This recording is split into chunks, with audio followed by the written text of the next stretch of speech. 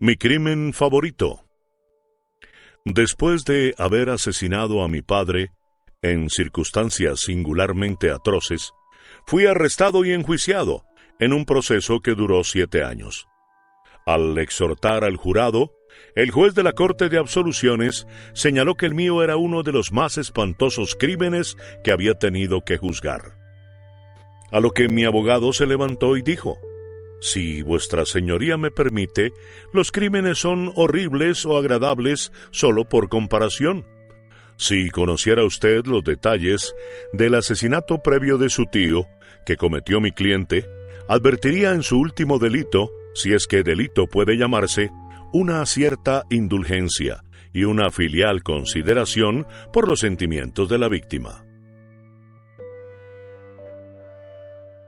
La aterradora ferocidad del anterior asesinato era verdaderamente incompatible con cualquier hipótesis que no fuera la de culpabilidad.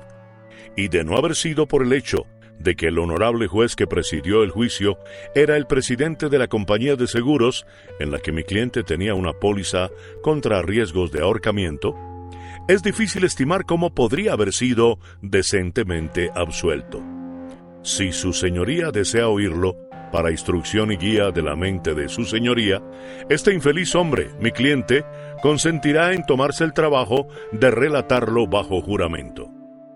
El fiscal del distrito dijo: «Me opongo, su señoría. Tal declaración podría ser considerada una prueba y los testimonios del caso han sido cerrados. La declaración del prisionero debió presentarse hace 3 años, en la primavera de 1881. «En sentido estatuario», dijo el juez, «tiene razón, y en la Corte de Objeciones y Tecnicismos obtendría un fallo a su favor, pero no en una Corte de Absoluciones. Objeción denegada». «Recuso», dijo el fiscal de distrito. «No puede hacerlo», contestó el juez. «Debo recordarle que para hacer una recusación debe lograr primero transferir este caso por un tiempo a la Corte de Recusaciones, en una demanda formal debidamente justificada con declaraciones escritas.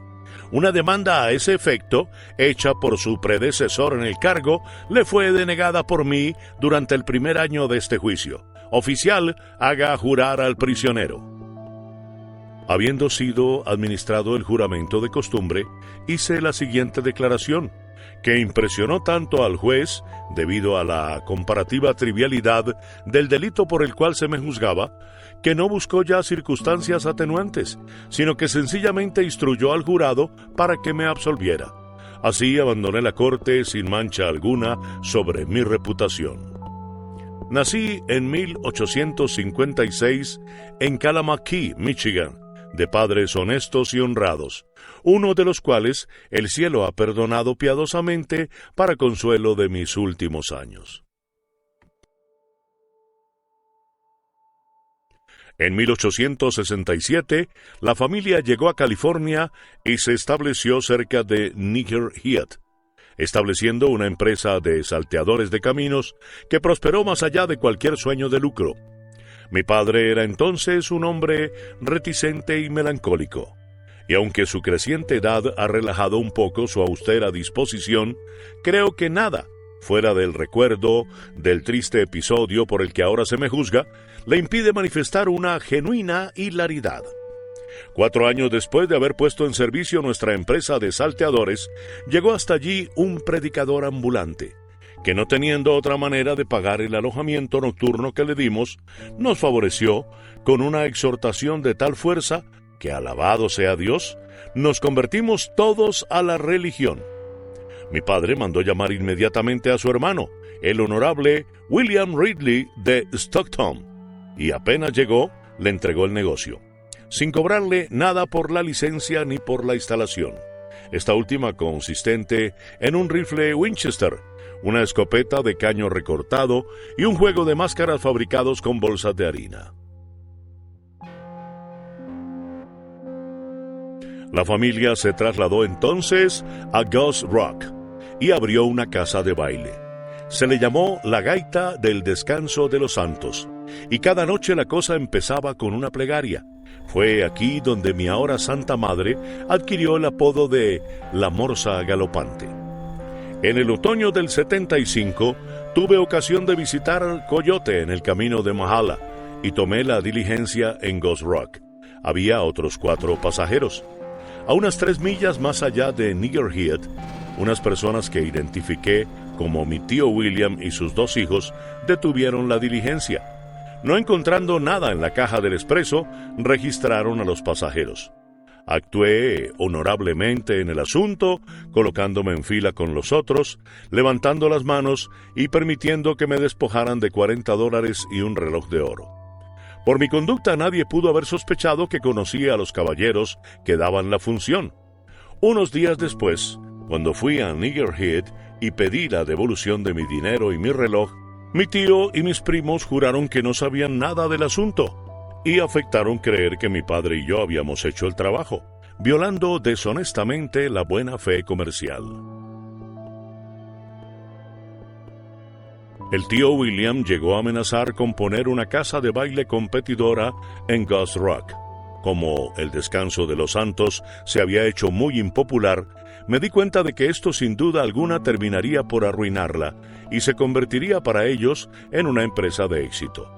De modo que le dije a mi tío que estaba dispuesto a olvidar el pasado si consentía en incluirme en el proyecto y mantener el secreto de nuestra sociedad ante mi padre. Rechazó esta justa oferta y entonces advertí que todo sería mejor y más satisfactorio si él estuviera muerto.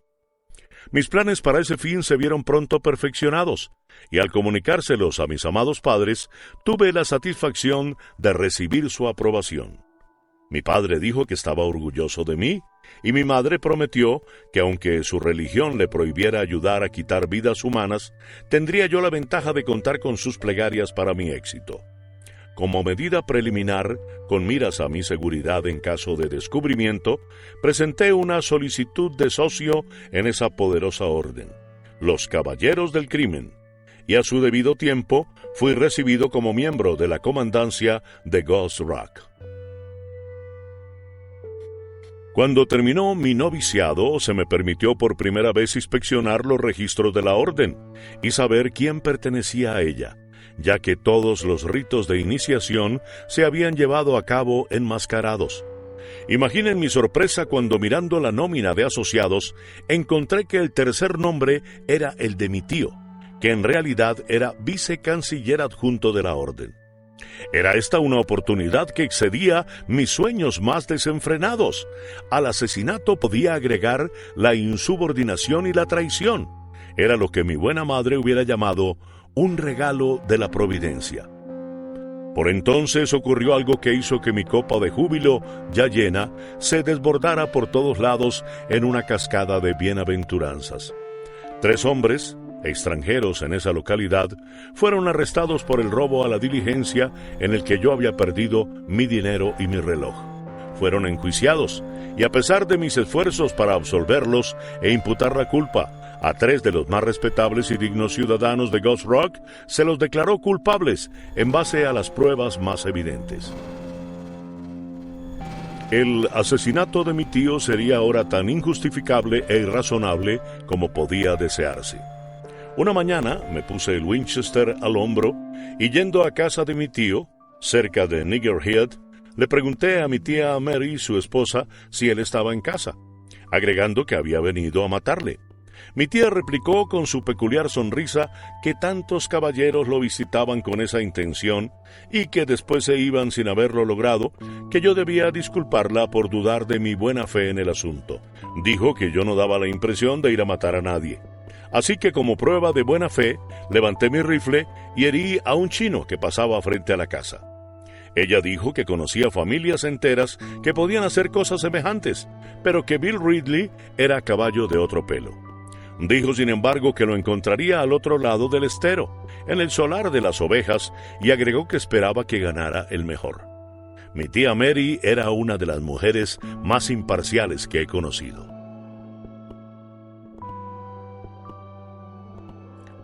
Encontré a mi tío arrodillado, esquilando una oveja. Viendo que no tenía a mano rifle ni pistola, no tuve ánimo para disparar. Así que me acerqué, Lo saludé amablemente y le di un buen golpe en la cabeza con la culata del rifle. Tengo buena mano y el tío William cayó sobre un costado, se dio vuelta sobre la espalda y tembló. Antes de que pudiera recobrar el uso de sus miembros, cogí el cuchillo que le había estado usando y le corté los tendones. Ustedes saben sin duda que cuando se cortan los tendones de Aquiles, el paciente pierde el uso de su pierna. Es exactamente igual que si no tuviera pierna. Bien, le seccioné los dos y cuando revivió estaba a mi disposición. Tan pronto como comprendió la situación, dijo: «Samuel, has conseguido vencerme y puedes permitirte ser generoso. Solo quiero pedirte una cosa, y es que me lleves a mi casa y me liquides en el seno de mi familia». Le dije que consideraba un pedido perfectamente razonable, y que así lo haría si me permitía meterlo en una bolsa de trigo. Sería más fácil llevarlo de esa manera, y si los vecinos nos vieran en camino, provocaría menos comentarios. Estuvo de acuerdo y yendo al granero traje una bolsa. Esta, sin embargo, no le iba bien. Era muy corta y mucho más ancha que él. Así que le doblé las piernas, le forcé las rodillas contra el pecho y así lo metí, atando la bolsa sobre su cabeza. Era un hombre pesado e hice todo lo posible por ponérmelo a la espalda. Pero anduve a los tumbos un estrecho hasta que llegué a una hamaca que algunos chicos habían colgado de la rama de un roble. Ahí lo deposité en el suelo y me senté sobre él a descansar.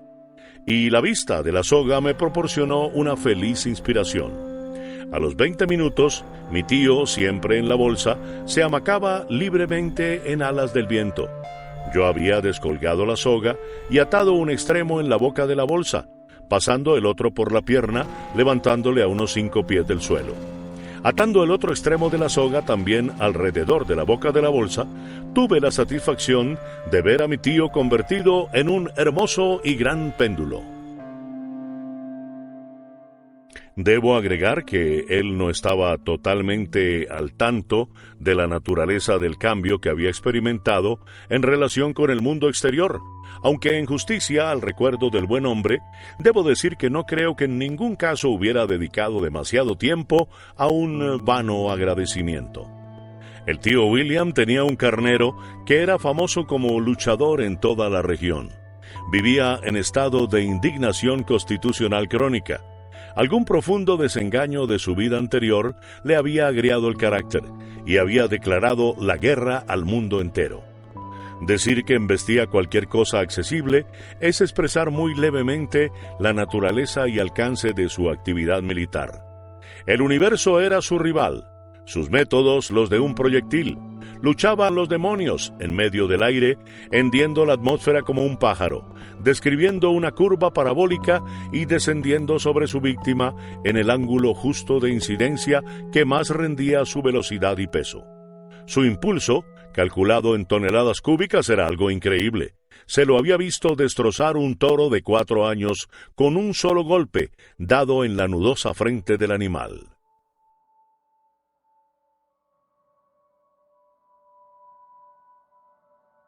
No se conocía cerco de piedra que resistiera la fuerza de su golpe descendente. No había árboles bastante pesados para aguantarlo. Los convertía en astillas y profanaba en la oscuridad el honor de sus hojas.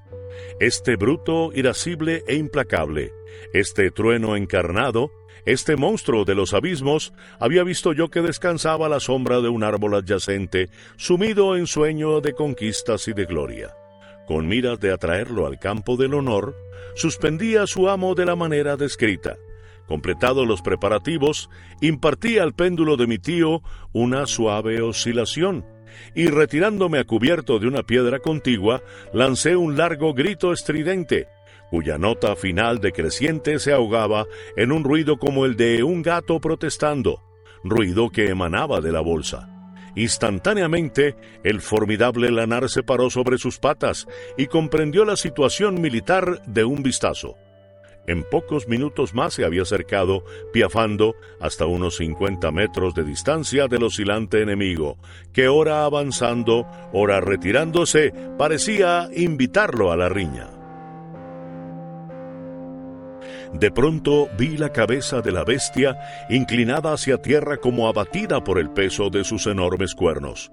Luego el carnero se prolongó en una franja confusa y blanca directamente dirigida desde ese lugar, horizontalmente, en dirección a un punto situado a unos 4 metros por debajo del enemigo. Allí golpeó vivamente hacia arriba, y antes de que se hubiera borrado de mi mirada el lugar donde había arrancado, oí un terrible porrazo y un grito desgarrador.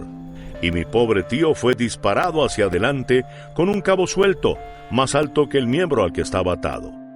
Aquí la soga se puso tensa de un tirón, deteniendo su vuelo, y fue enviado otra vez, describiendo sin resultado una curva de arco.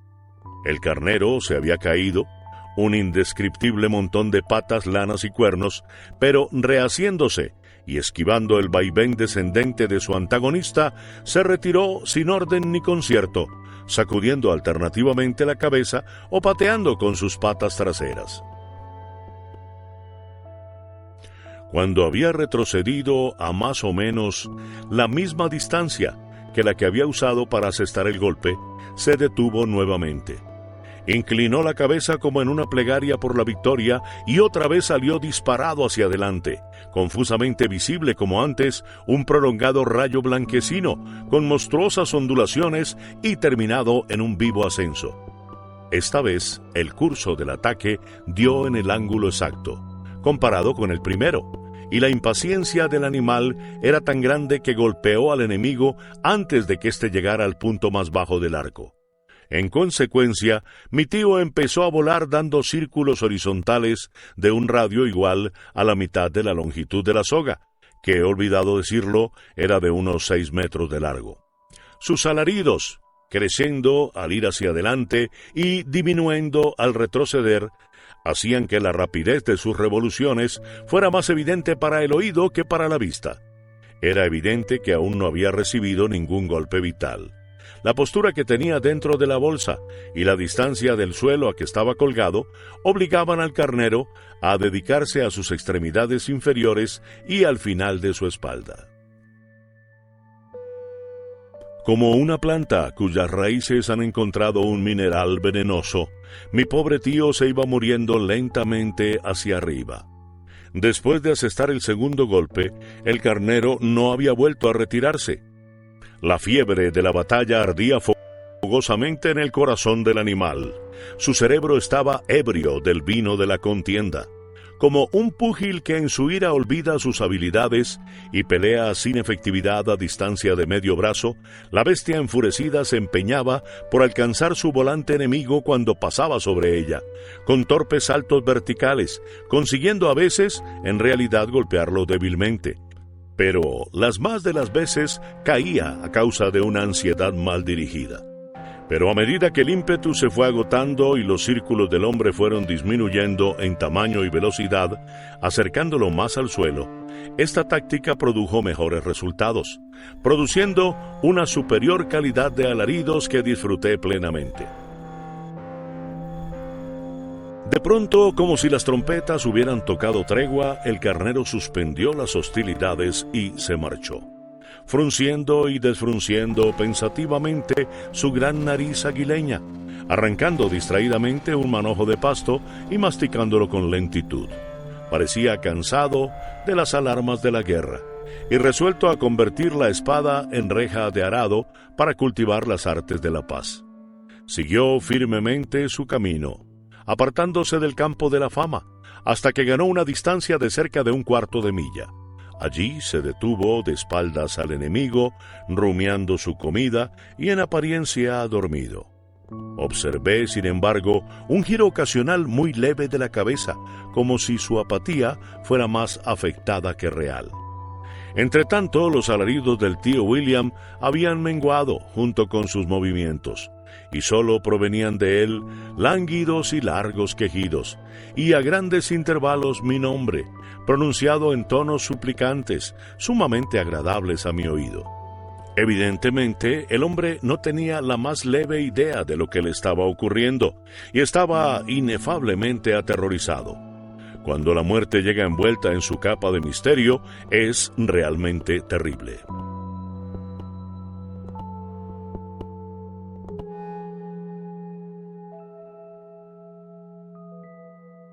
Poco a poco las oscilaciones de mi tío disminuyeron y finalmente colgó sin movimiento. Fui hacia él y estaba a punto de darle el golpe de gracia cuando oí y sentí una sucesión de vivos choques que sacudieron el suelo como una serie de leves terremotos, y volviéndome en dirección del carnero, vi acercárseme una gran nube de polvo, con inconcebible rapidez y alarmante efecto.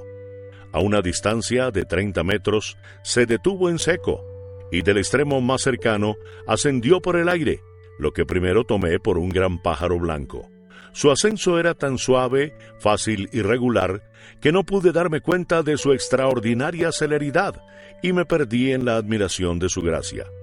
Hasta hoy me queda la impresión de que era un movimiento lento, deliberado, como si el carnero, porque tal era el animal, hubiera sido elevado por otros poderes que los de su propio ímpetu, y sostenido en las sucesivas etapas de su vuelo con infinita ternura y cuidado.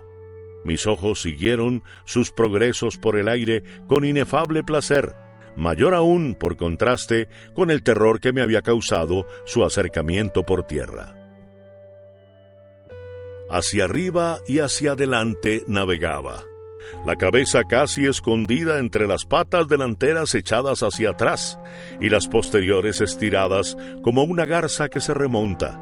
A una altura de 13 a 15 metros, según pude calcular a ojo, llegó a su cenit y pareció quedar inmóvil por un instante. Luego, inclinándose repentinamente hacia adelante, sin alterar la posición relativa de sus partes, se lanzó hacia abajo, en pendiente con aumentada velocidad. Pasó muy próximo a mí, por encima mío con el ruido de una bala de cañón, y golpeó a mi pobre tío casi exactamente en la punta de la cabeza. Tan espantoso fue el impacto que no solo rompió el cuello del hombre, sino que también la soga, y el cuerpo del difunto, lanzado contra el suelo, quedó aplastado como pulpa bajo la horrible frente del meteórico carnero. La sacudida detuvo todos los relojes desde Longhand a Dodgdand, y el profesor Davidson, distinguida autoridad en asuntos sísmicos que se encontraba en la vecindad, explicó de inmediato que las vibraciones fueron de norte a sudeste. Sin excepción, no puedo dejar de pensar que en punto a atrocidad artística, mi asesinato del tío William ha sido superado pocas veces.